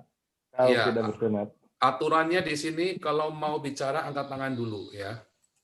Gua sunat loh. Wah, Ya, Muhammad nggak disunat. 1 Samuel 17:26. Siapa ini orang-orang Filistin yang mencemooh pasukan Allah yang hidup? Iya, mencemooh Muhammad nggak disunat. Ya, kalau kamu 1 Samuel Oke, jangan bicara kalau belum angkat tangan dulu ya. Angkat tangan 17 dulu, nanti ayat boleh 26. bicara. Oke, Andi Purnama Hidayat boleh bicara, silakan. Selamat malam Pak Joseph, terima kasih Ya. atas kesempatannya. Saya mau tanya, kan kalau sebutan apa tuh, misalnya Bismillah gitu ya. Bismillah di Islam itu kan bukan Bismil Allah, dia kan Bismillah, baru Alhamdulillah, bukan Alhamdulillah gitu. Jadi sebenarnya Tuhannya orang Islam itu lah, bukan Allah gitu, Pak Joseph. Mau diluruskan gitu loh. Saya kira nggak begitu, karena memang kata ilah itu kan gini ya. Kata Allah ini kan dia berasal dari kata al dan ilah kan. Al sang ilah artinya satu-satunya. Ya itu kan ada kalimah isimnya di situ kan, kata al ilah. Jadi al ilah. Dan kata ilah inilah yang asalnya disebut dengan elah dan eloah. Kalau di dalam bahasa Ibrani itu ada namanya ha-elah atau ha-eloah. Nah, kalau di dalam bahasa Arab kalimah isimnya jadi al. Nah, kalau dalam Beshem Elah itu, Bismillah itu sama dengan Beshem Eloah, nama Eloah, begitu. Dengan nama Eloah. Jadi memang sebetulnya Al-Ilah itu bukanlah sebuah proper name, tetapi sebuah title. Tapi gini Pak Boleh Joseph, menambahkan? Nanti sebelum Misalnya kan- biar Pak ini dulu. Silakan. iya kan misalnya alhamdulillah gitu. Jadi Iya. Allahnya itu nggak ada, bersyukur kepada Allah, tapi lah gitu. Jadi sebenarnya umat Muslim juga sebenarnya pengelapalannya itu nggak tepat, kan harusnya Allah gitu kan. Ini alhamdulillah. Jadi cuman lahnya aja. Kalau dia nama Allah itu kan harusnya suatu nggak bisa diambil, kayak misalnya Pak Joseph Jeb doang kan nggak bisa, harus Ya, Joseph, betul. itu harus lengkap gitu. Saya Itu, ngerti Pak. maksudnya, tapi penjelasannya nggak begitu. Tapi benar, saya ngerti maksudnya bahwa memang Allah itu bukan nama. Makanya Allah bilang Beshem Eloah ya di dalam dalam Esra ya. Beshem Eloah, Beshem Elah. Di dalam Esra itu kan ada disebut Beshem Elah ya. Beshem Elah itu apakah nama Allahnya Daniel adalah Elah? Bukan, nama Allah Daniel adalah Yehova. Tapi bilang Beshem Elah yang dimaksud adalah Yehova. Begitu. Beda dengan di Islam, kata Bismillah. Lalu Bismillah, lalu siapa namanya? Nah, orang Islam sampai hari ini bingung dengan nama Allahnya sendiri. Gitu. Oke, Triun, Sekarang kalau boleh. harus nyambung ya, Iya. harus nyambung dengan topik kita. Iya, Kalau nggak nyambung pasti. ya. Iya. Aman. Jadi begini, Tritunggal dan Modalis, mengenai kata Allah ini. Allah ini marifat bada marifat. Sesuatu yang diketahui dan sudah sangat diketahui. Jadi ketika merujuk kepada Allah, udah pasti sang holik gitu. Yang nanti di bawahnya ada nih anak-anak Allah. Alat, Manat, Uzza, Yesus dan Uzair gitu kan di kafilah Arabia ini ketika penuhanannya ada anak-anak Allahnya itu. Betul, Kemudian ya. sekarang mengenai harus Bismi Allah, yang nggak gitu juga. Ini sama aja seperti Tritunggal Cabang Melayu mencoba memperkosa grammar dari Arabik gitu. Jangan sok tahu mengenai grammar dari daerah lain, begitu loh. Karena Bismillah ditransliterasi ke dalam bahasa itu L-nya 2. L2 ini adalah atof kepada Allah, kayak gitu loh. Itu yang mesti dipahami. Sama seperti ini kalau di dalam Semitik itu dalam Hebrew ya, Yehezkiah, Moriah. Yah itu untuk siapa? Yahuwah, gitu loh. Nah terus ini juga itu yang kedua yang mesti dipahami yang sama yang tadi nanya tuh. Nah sekarang yang kedua, Yehovah. Dari tadi nih Paul Zhang suka bilang Yehovah. Dari mana pelafalan Yehovah? Datangnya itu dari Tritunggal sendiri di tahun 1500. Ya 1500. Dan Yahweh sendiri pelafalan itu datang dari Tritunggal sendiri di tahun 1700. Dulu nggak ada pelafalan yang begitu. Yang paling mendekati adalah Yahuwah. Ya. Nggak ada Yehovah, nggak ada Yahweh gitu. Awas kalian melanggar Ten Commandments nomor 2, menyebut nama Allah sembarangan. Ya. Itu ya. Silakan Paul. Oke, Gua untuk kembalikan penyembah padamu. batu, ini saya ulangi lagi ya, para penyembah batu, saya kasih tahu, Kitab Masoret menuliskan di situ ada tanda Shewa. Mengapa ada tanda Shewa di situ? Karena kata tanda Shewa di situ menyebutkan huruf E.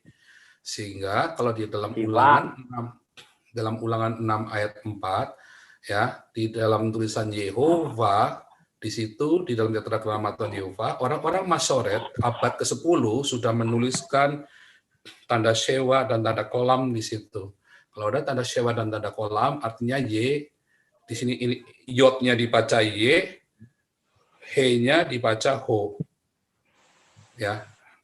Maka ini menjadi Yehova, bukan Yahweh, gitu ya.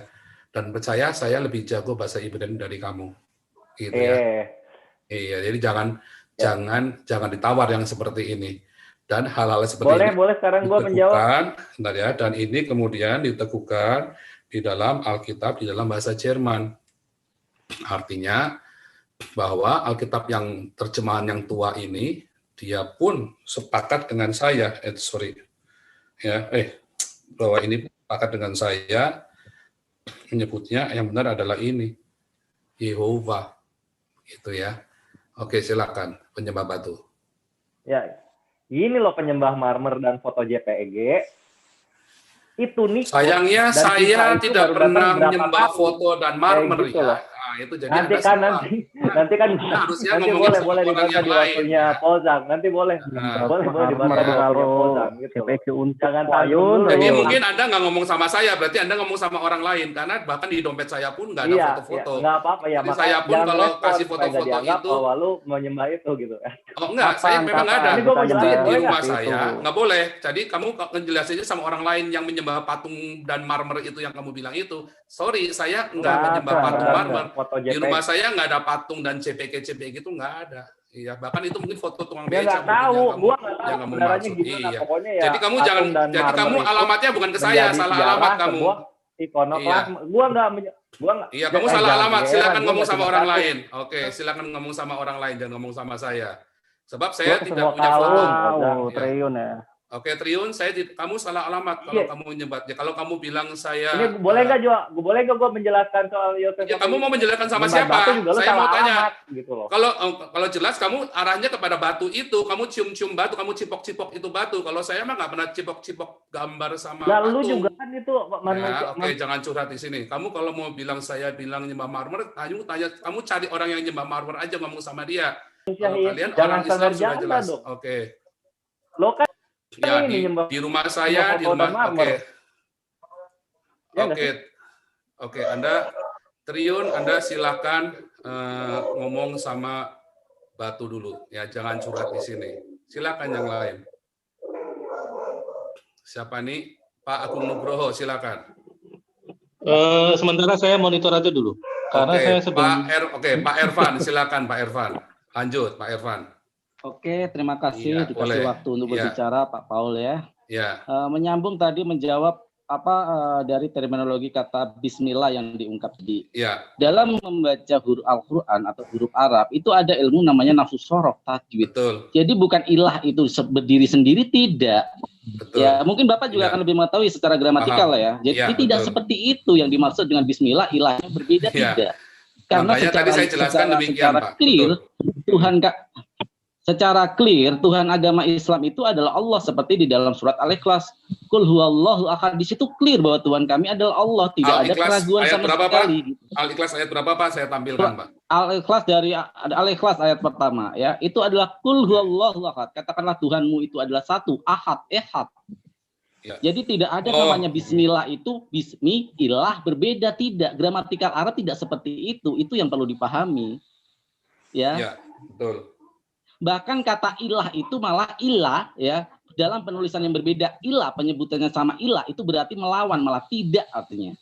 Ya. Ya, tidak ada ilah. Seperti Ya. kata syahadat di agama kami, la ilaha illallah. Ilah di situ bukan berarti Allah, tapi ilah di situ menguatkan kata Allah bahwa tidak ada Tuhan selain Allah. Jadi tadi Ya. yang mengatakan bahwa bismillah itu berbeda dan terpisah seperti ilah itu berarti dia tidak paham gramatikal Arab.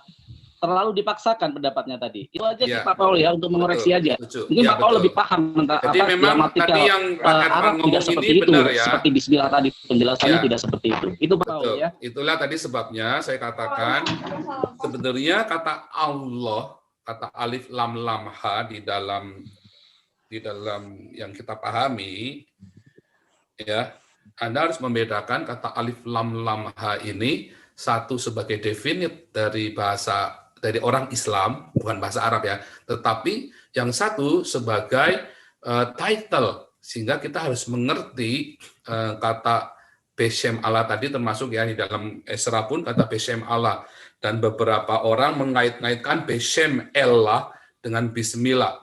Bisa jadi, tetapi kalau yang kita mau sejujurnya, memang kalau di dalam orang Islam di seluruh dunia, jadi ini pemahamannya sama, kita nggak boleh paksa orang Islam untuk sama seperti kita, bahwa kata ini yang di Al-Ikhlas 1 ini, di Allah ini adalah sebuah proper name.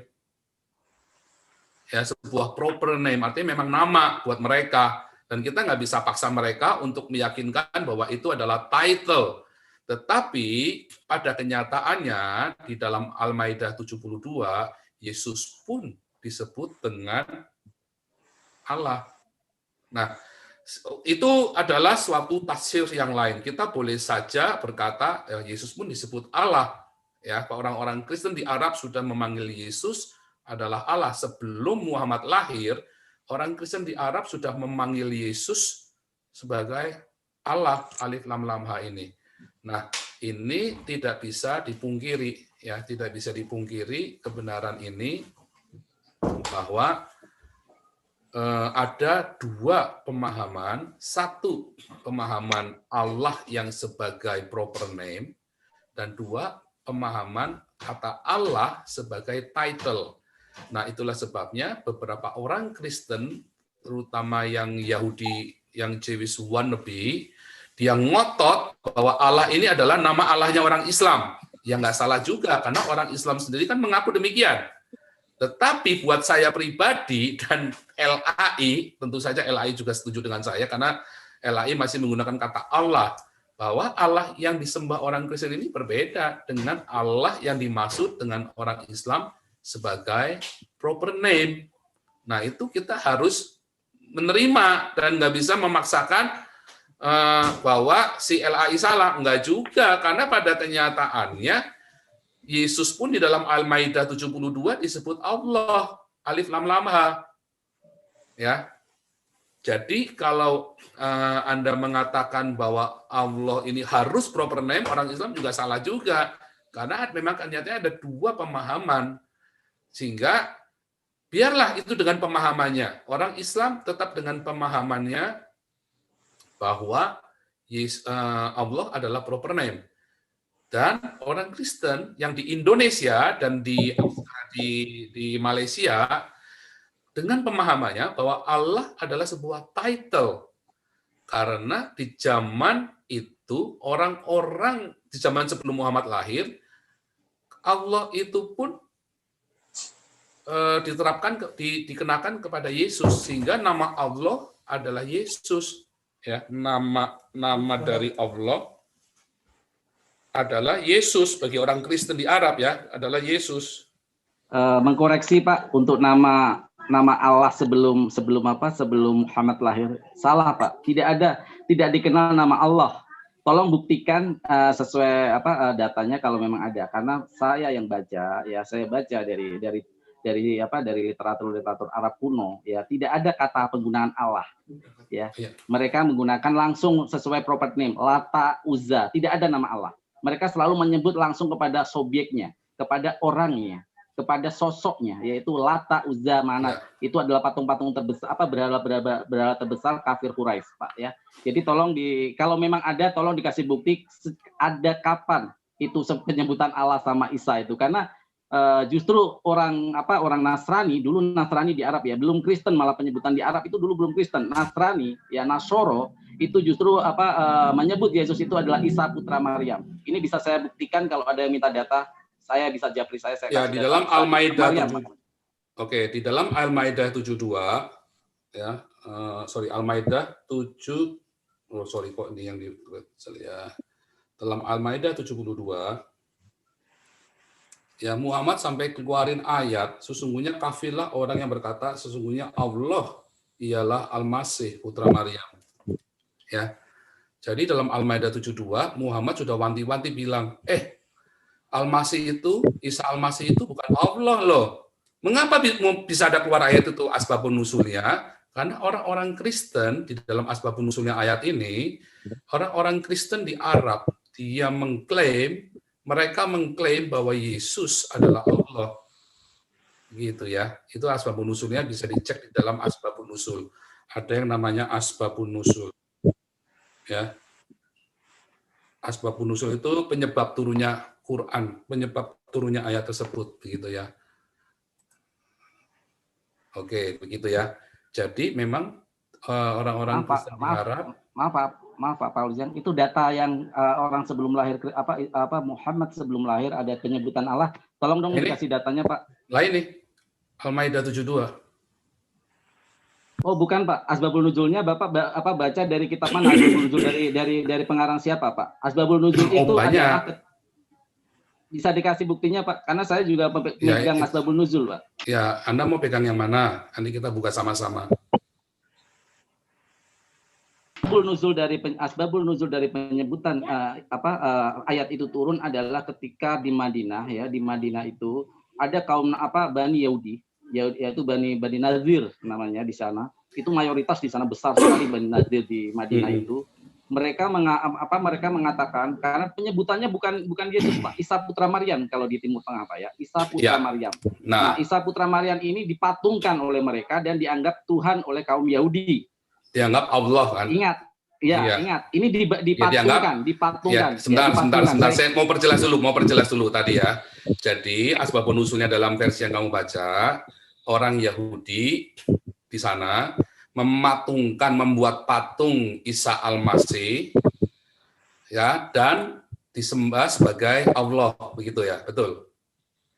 Bukan disembah sebagai Allah, tapi penghormatan kepada Yesus waktu itu ya, dipatungkanlah itu Isa putra Maryam. Dipatungkan, bukan untuk disembah. Karena Bani Nadir itu dia punya seperti gerbang, Pak ya, punya genteng gitu ya, Bani Nadir itu. Ini bisa dipelajari di kisah perang Khandaq ya. Nah, di situ dipatungkan, itu di situ untuk peringatan aja, bukan untuk penyembahan, karena Yahudi sendiri masih tetap menyembah sebagai Elohim di Timur Tengah itu.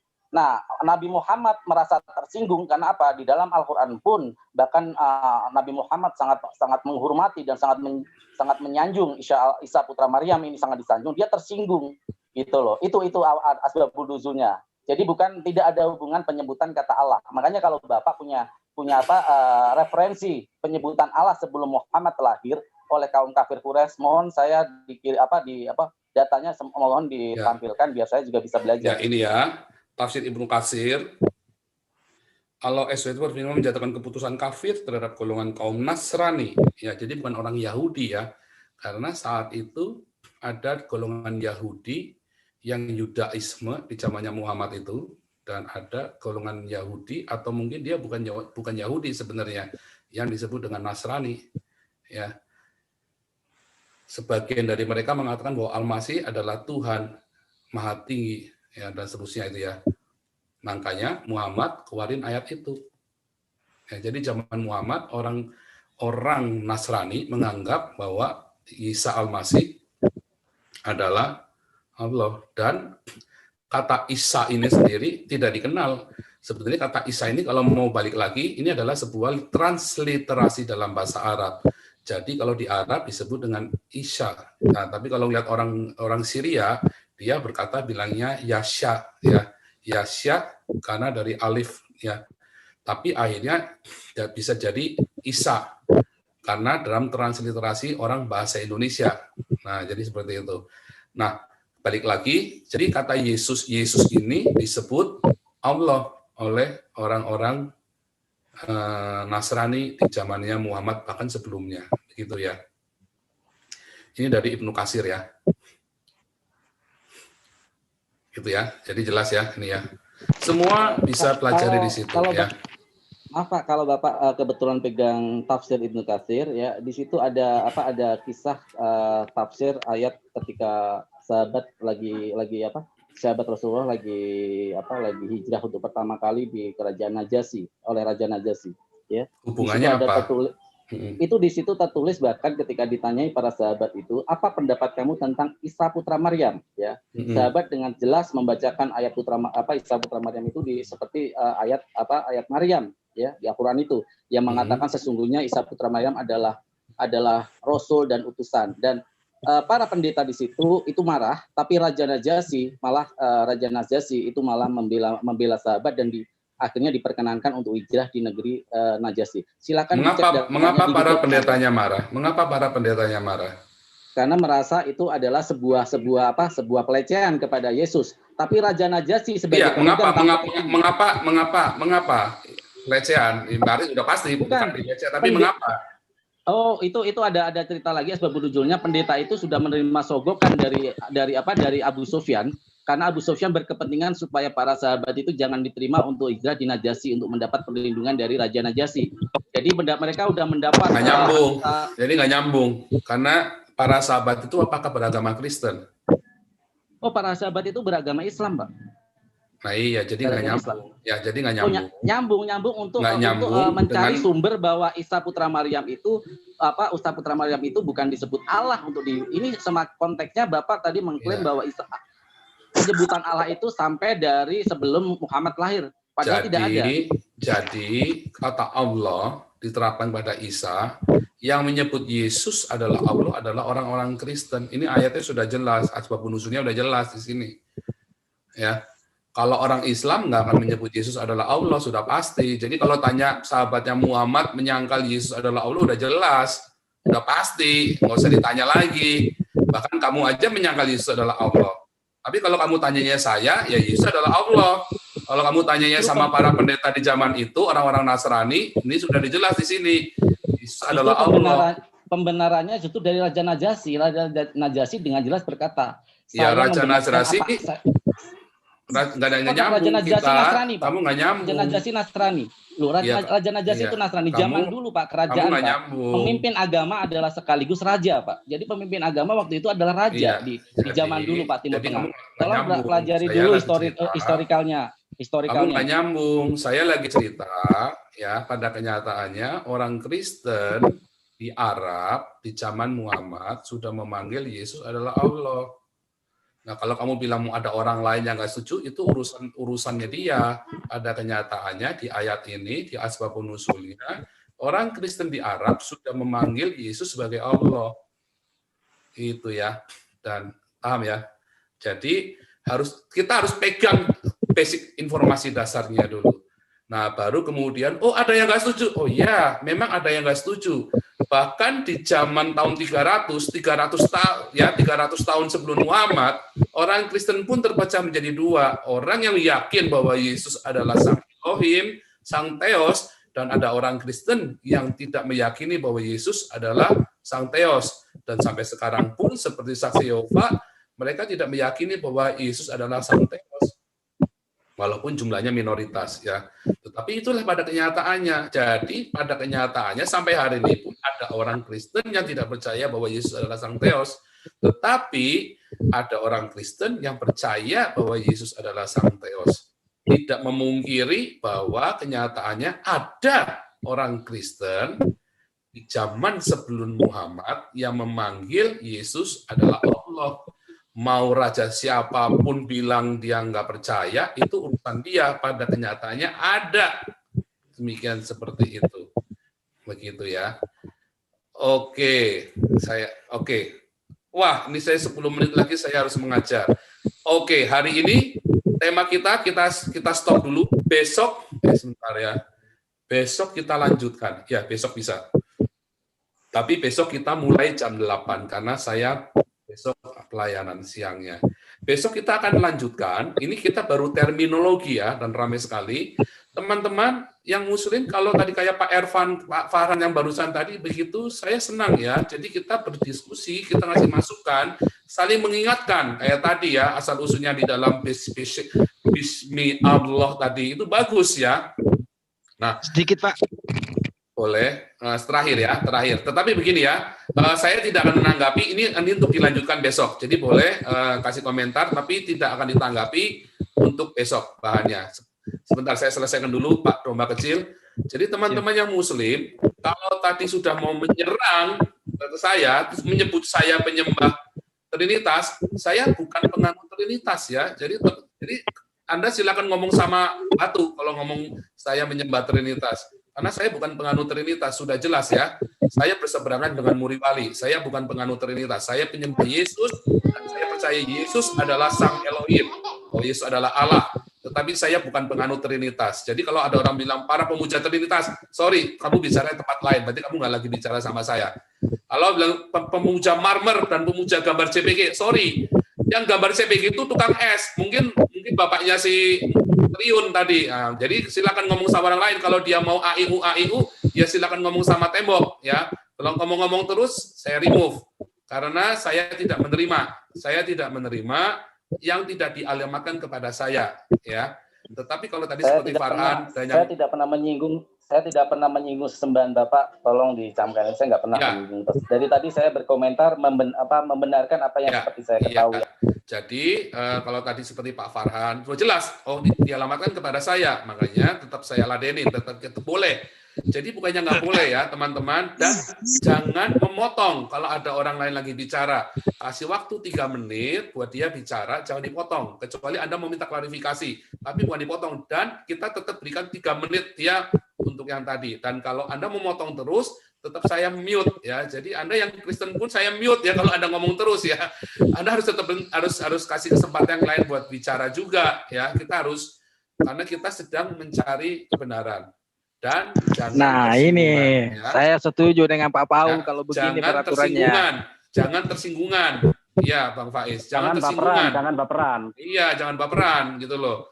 Nah, seperti tadi ya, kayak Triun tadi, nah itu namanya baperan, nggak boleh begitu, gitu ya. Oke. Oke, tadi Pak Domba Kecil terakhir ya, komen terakhir. Kita tanggapi besok jam 8 malam waktu Jakarta. Silakan. Untuk Pak Farhan tadi ya, bahasa Allah, kalau bahasa Aramnya itu dikenal kata elah atau elaha. Di bahasa Arab kan itu nggak bisa dia berkata elah, elaha nggak bisa. Jadi keluarlah bahasa Allah. Jadi kalau dibilang Islam dulu yang mengklaim kata Allah, Boleh saya ya, tanggapi, Pak? keliru. Tidak, tunggu bentar. Jangan Nah, potong dulu. jadi Ya.